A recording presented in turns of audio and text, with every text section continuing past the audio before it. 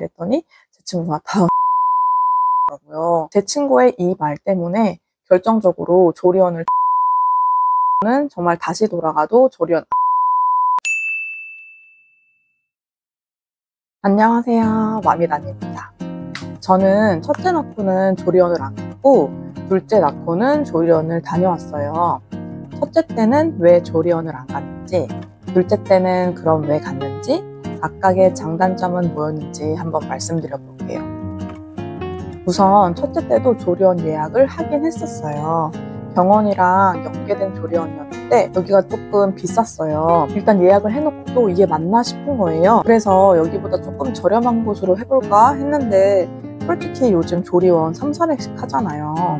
정부에서 지원을 해준다고는 하지만 그거 지원해준다고 하고 나서 조리원들이 해 바뀔 때마다 매년 조리원비를 좀 올리고 있는 것 같아요.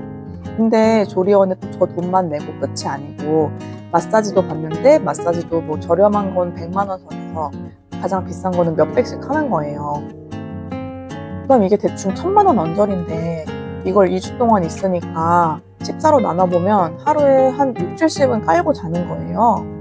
이 정도 돈이면 여행을 진짜 멋지게 할 수 있는데 이런 생각이 들더라고요, 저는. 그리고 솔직히 이 돈이면 출장 마사지로 마사지 실컷 받고 산후보약도 여러 차례 지어먹고 산후보험료를 연장하고도 남겠다 싶었어요. 출장 마사지는 조리원 마사지 비용 반도 안 하고 한 3분의 1 정도 하기도 하거든요. 비교군에 따라 차이가 있겠지만 한 10만 원에서 12만 원 정도 한다고 생각하시면 될 것 같아요. 그리고 두 번째는 그래, 내가 그냥 애를 낳는 거니까 돈 생각 안 하고 눈 딱 감고 간다 치자. 근데 산후조리원은 뭐하러 가는 곳이에요? 산후조리, 산모 몸 회복하러 가는 곳인데 저는 제 성격상 산후조리원 가서 24시간을 모자동실하고 있을 게 너무 뻔한 거예요. 돈 1,000만 원을 내고 내가 내 새끼 끼고 있을 거면 조리원을 굳이 갈 필요가 있을까? 그냥 내 집에서 편하게 있는 게 낫지 않을까 싶더라고요. 저는 감사하게도 엄마가 도와주신다고 했었거든요.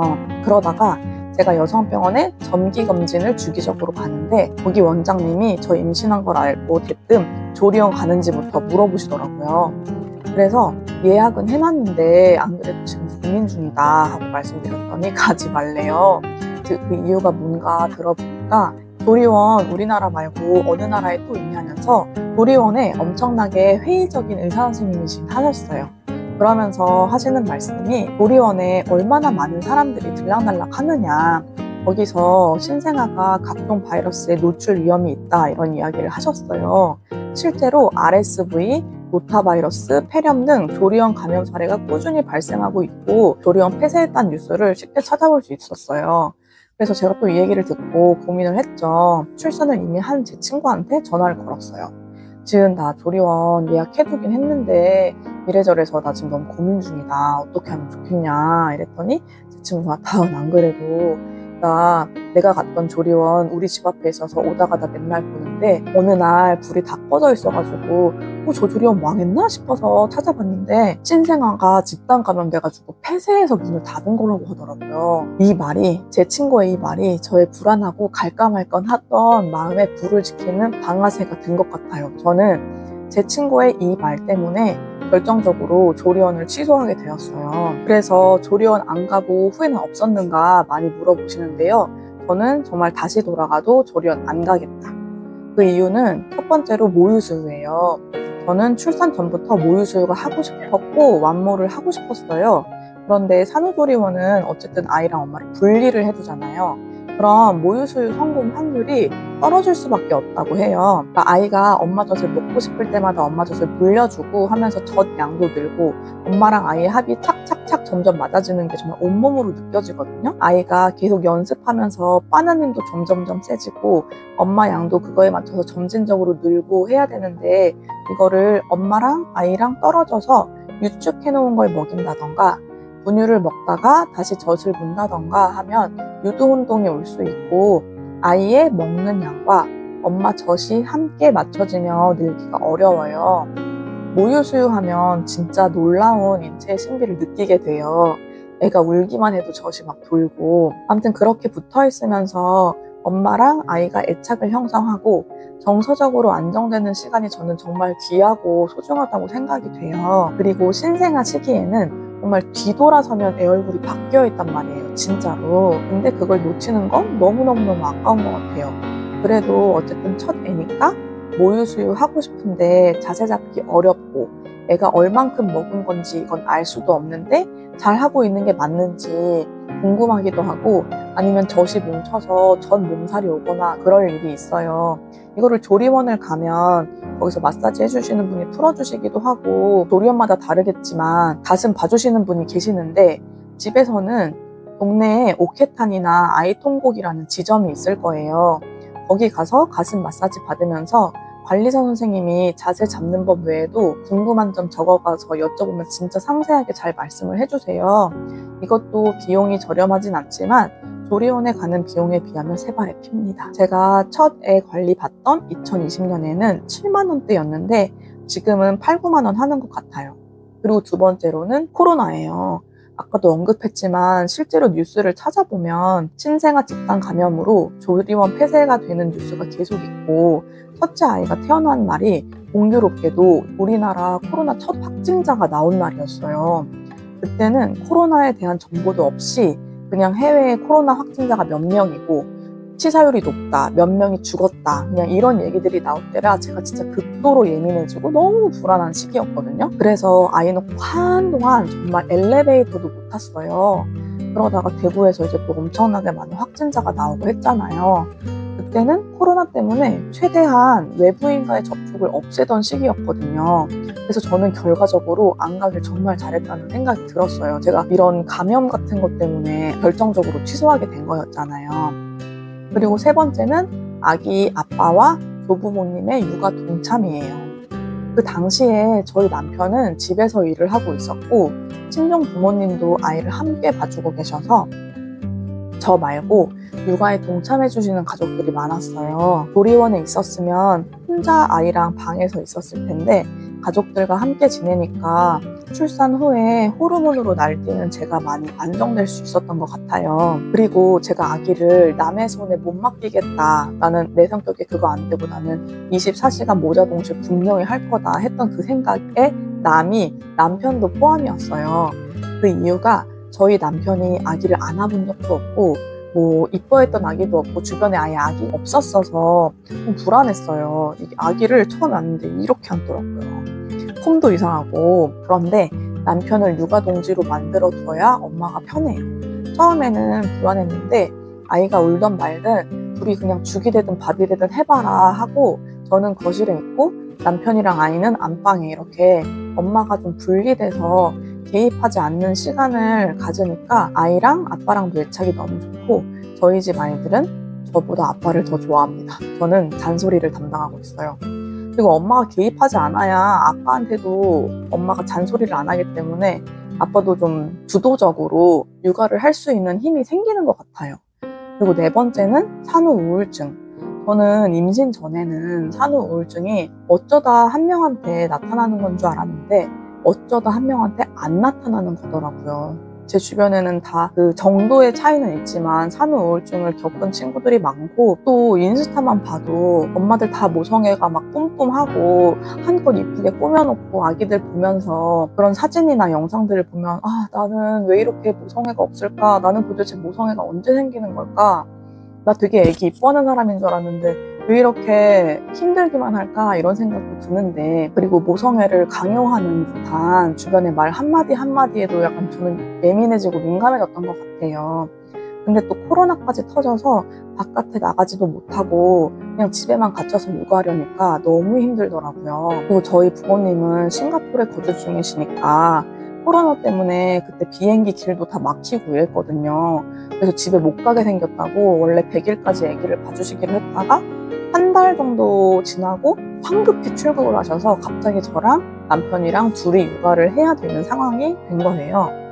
그때 남편도 막 일을 시작한 상황이라 저희 둘 다 극강의 예민 덩어리들이었고, 출산 전에는 싸우지도 않다가 싸우기도 하고 이랬는데 서로 정신을 차리고 이제 대화를 많이 하고 말동무가 되어서 나는 이런 게 너무 힘드냐, 아 너는 이런 게 힘들었냐 하면서 좀 대화를 많이 하고 아이가 오늘 이랬다 저랬다 하면서 사진 같이 보면서 그 우울한 감정들을 좀 털어낼 수 있었던 것 같아요.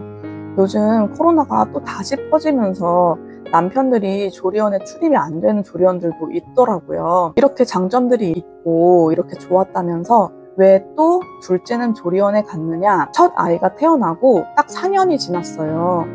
둘째가 태어나는 시기랑 저희 집 이사 시기랑 완전 맞물린 거예요.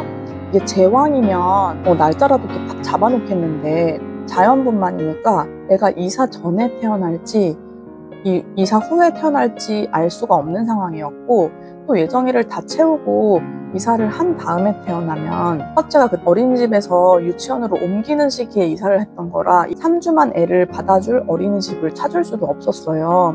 근데 첫 아이가 그렇게 기간을 안 가고 하루 종일 집에 있는데 제가 두 아이를 케어하면서 출산을 하면서 난 회음부 상처가 아물기를 기대할 수 있을까 싶은 거예요. 저는 첫째 낳고 회음부가 너무너무 아팠거든요. 집에서 산후조리를 하실 분들은 좌욕기를 꼭 사놓으시고 따뜻한 물로 수시로 좌욕을 하시는 게 회음부 상처 회복에는 도움이 정말 많이 됩니다.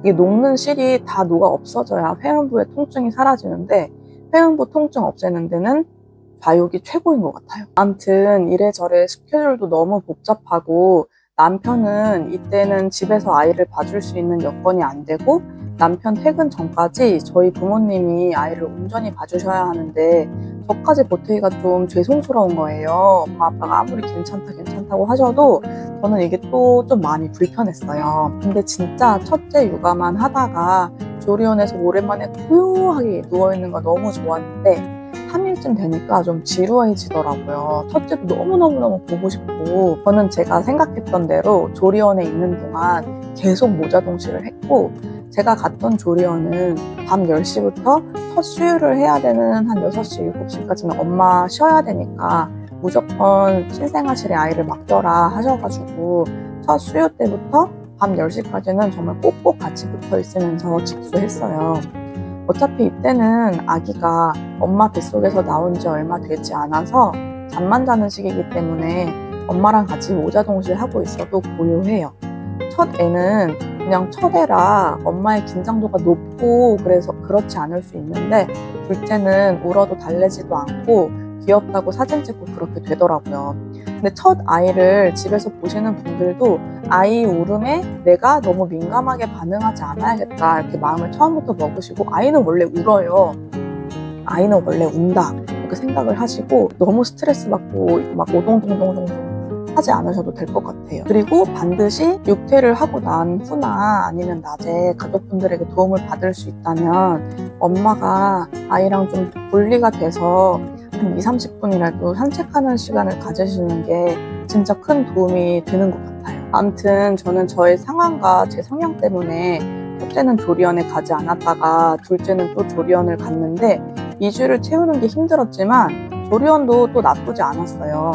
저처럼 조리원 2주 채우는 걸 은근히 힘들어 하시는 분들이 계시더라고요. 외출도 자유롭지 못하고 원룸 같은 작은 방에서만 있는 걸 못 견뎌 하시는 분들 많이 봤어요. 산후조리원의 선택은 누가 맞고 틀린 게 아니라 나에게 주어진 상황과 내 성향을 보고 판단하는 게 가장 좋을 것 같아요. 산모의 건강 상태, 가족 도움 여부, 출산 방식, 내 성향 등 다양하게 고려를 해야겠죠.